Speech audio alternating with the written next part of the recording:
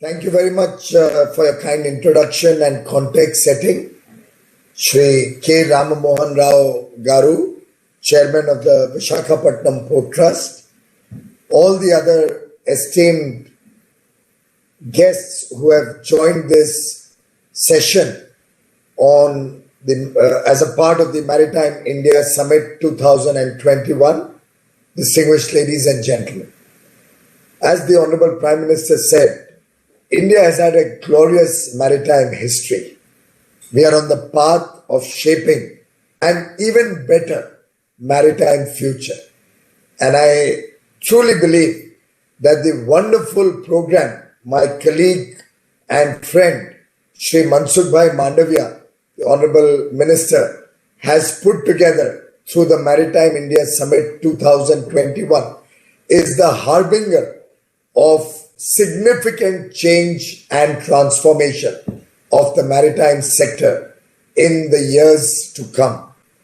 In fact, this summit provides an excellent platform to all the stakeholders in the maritime sector to work together collectively to make India a global leader in this field. I was reading the program document and the wide span of subjects that I saw that are being deliberated upon, the number of breakout sessions that have been planned, and the fact that the government of India and all the maritime states are working as partners to promote this sector is truly very, very redeeming and satisfying. In fact, India has always worked on the mantra of Vasudhaiva Kutumbakam in the Sagar Mala program, and as a part of the development of the port sector, I believe India has shown to the world significant effort to be very inclusive in our development of this sector, and Sagar, which stands for security and growth for all in the region, in one way epitomizes the spirit of Vasudhaiva Kutumbakam, the world is one family. The vision of the maritime sector through the Maritime India 2030 vision launched by Honorable Prime Minister Shri Narendra Modi highlights the priorities of our government. The slated investment of rupees 3 lakh crore in various port projects will help create 20 lakh new jobs in this sector while impacting the overall economic development of this country, particularly in our international trade, very, very significantly. In fact, the investment in the Sagarmala projects will boost our maritime infrastructure, will help expand our freight corridors, our capability to manage freight, both for import and export, and also the domestic freight, which is now increasingly being moved through ports, particularly on the east and west, the transferring of goods between the east and the west. And all of these sectors, both international trade and domestic freight, will become more cost effective and will help bring down our current logistics cost, which is estimated to be about 13-14% of our cost of goods, to a more acceptable international benchmark of 8%. And that, ladies and gentlemen, is the need of the hour today. India cannot be competitive as long as our logistics costs remain so high. And it's time that we plan for our port sector in such a manner that we can have modern and efficient ports, turnaround time of ships can be brought down significantly, a more competitive spirit will help to keep the costs at the port and in freight low, and will help international players also look at India as an attractive investment destination and support Indian entrepreneurs in their efforts to grow and expand the Indian economy. Mr. Rambo, now you just spoke about tourism also, and clearly Andhra Pradesh has a lot to offer. On the one hand, you have those beautiful lighthouses and some islands, but you also have such wonderful beaches. It's always a delight to visit one of the Andhra cities and have a walk on the beach, particularly in the morning or evening. Pristine beauty is what you can see in the beaches of Andhra Pradesh.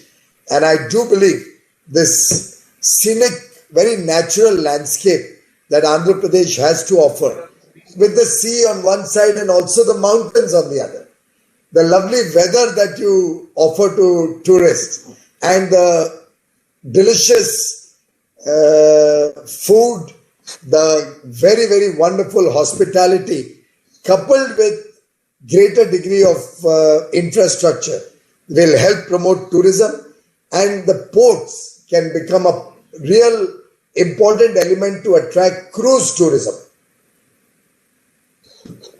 to berth, to dock in the ports of Andhra Pradesh. Our government's three mantras for the infrastructure sector are upgrade, create, and dedicate. In the last 6 years, the capacity of our major ports has almost doubled.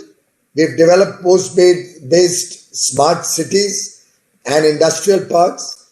We have integrated ports with the coastal economic zones. Several initiatives have been taken, and we are working closely with the government of Andhra Pradesh to further develop road infrastructure, rail infrastructure, port infrastructure, and promote the dedicated freight corridors, both for encouraging and expanding economic activity, bring manufacturing to the state of Andhra Pradesh, and promote industrial parks in the state of Andhra Pradesh.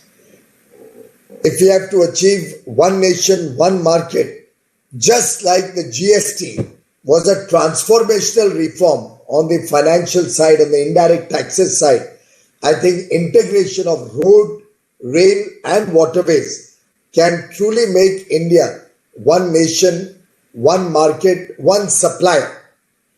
I believe Andhra Pradesh has an important role to play in that, and I do seek the cooperation and support of all the stakeholders from Andhra Pradesh and the state government of Andhra Pradesh in working together to connect our ports with better road and railway infrastructure in the days to come. As the railway minister, I am happy to share with you that we are working on multimodal logistics solutions to bring down the cost of transportation and increase supply chain efficiencies. We are in fact currently preparing a DPR, a detailed project report, for the East Coast Corridor, which will connect Kharagpur in West Bengal with Vijayawada in Andhra Pradesh. And that way all the ports of East Coast will also get connected to our dedicated freight corridors. I propose that this project may be done through a public-private partnership, and once the DPR is ready, I will seek the support of the state government to ensure timely availability of land, because any bidding for public-private partnership will not be successful unless we get the entire stretch of land in our control to enable investment to flow quickly into creating these dedicated freight corridors. But I have no doubt, under the leadership of Chief Minister Jagan Mohan Reddy Garu, we will have full support from the state government in making this happen. We are also now starting the RoRo services, the roll-on, roll-off services, and double-stack container trains from Andhra Pradesh, which are helping industries in moving goods faster, saving time, and improving the environment in a positive direction to bring down the emissions or carbon emissions and keep the Indian contributions to the global effort to protect our planet, to improve the climate, Railways is making significant investments and significant steps are being taken. In fact, by December 2023, the entire rail network will be fully electrified, and by 2030, our entire railway network will run on renewable energy, some of which I hope will also come from Andhra Pradesh. Ladies and gentlemen, I am delighted to share with you one piece of good news on this happy occasion. As of 28th February 2021, the Indian Railways had moved 110 crore metric tons of goods traffic, freight traffic, which is exactly the same quantity that was moved in the previous year as on 28th February 2020. So from 2019, 1st April to 28th February 2020, we had moved 110 crore metric ton, and from 1st April 20 to 28th February 21, on a like-by-like same period, the railways had again moved 110 crore metric tons. That means, despite COVID, we have reached the same level of traffic, freight traffic, as we were last year on the 28th of February. Of course, this year doesn't have a 29th of February, last year did. So we have again pushed back because of the 29th February figure. But every day now will continue to grow. And by 31st March, we would have exceeded, despite this being a COVID year, we would have exceeded last year's performance. I am sharing this good news with you to show you how under Prime Minister Narendra Modi's leadership, the country has had a very rapid V-shaped recovery. So we have vaccines, the week for vaccines on the one hand, now preparing our nations to face COVID on the other hand. All of this pointing to victory, week for victory. Victory from the pandemic, victory from the doom and gloom that people had projected, victory for the future. I have no doubt in my mind that this Maritime India Summit 2021 will be the beginning of our victory against high freight costs, of our victory to be an international player in the maritime sector, to our victory in making comparable infrastructure available in India better than the best in the world, our victory in ensuring jobs for lakhs and lakhs of our brothers and sisters and opportunities for our entrepreneurs, investors, our young startups and different stakeholders for a better future for the people of India.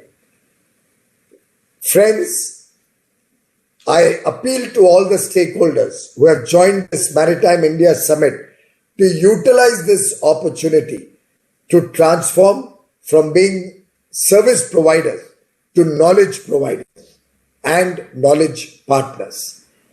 I think if we reinvent with technology-driven solutions like robotics, automation, artificial intelligence, big data analytics, and make our sector safe. By safe, I mean sustainable, agile, futuristic, and efficient. I repeat, a safe maritime sector, sustainable, agile, futuristic, and efficient.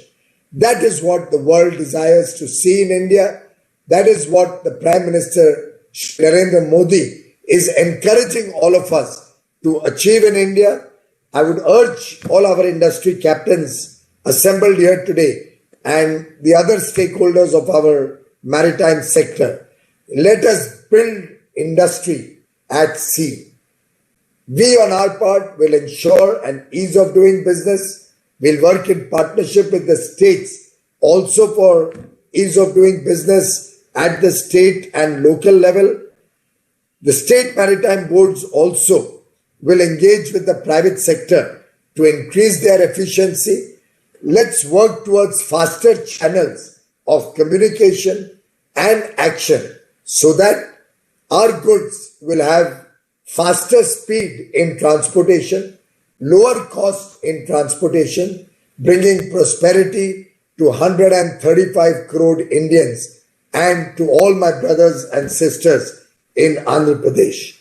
As the Prime Minister said, that the maritime sector is a very, very critical sector, important sector for Atmanirbhar Bharat, a self-reliant, strong India. We are working to turn our coastal region into a role model for ease of living and ease of doing business.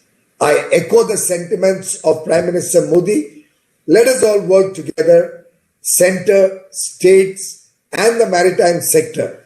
And like in the railways, we have a single engine, a double engine, and now in our long Anaconda freight trains, we are also using 3 engines. Let us work together. The engine of the central government, the engine of the state government, and the engine of our very robust maritime sector.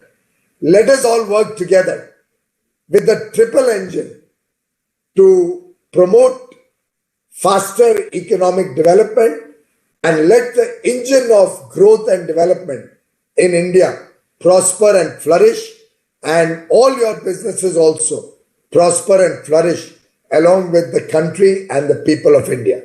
My compliments once again to the Minister, Honorable Shri Mansukh Mandaviya, for bringing together this wonderful Maritime India Summit 2021. I'm missing Gautam Reddy, the Honorable Minister for Industries, Commerce and IT of Andhra Pradesh, a very good friend, very committed to development of Andhra Pradesh.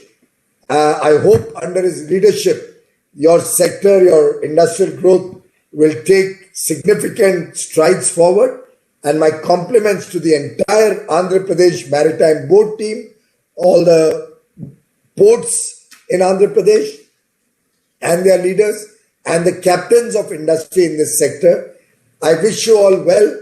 I wish the Maritime India Summit 2021 great success, and I pray for your good health and the good health and safety of your near and dear ones.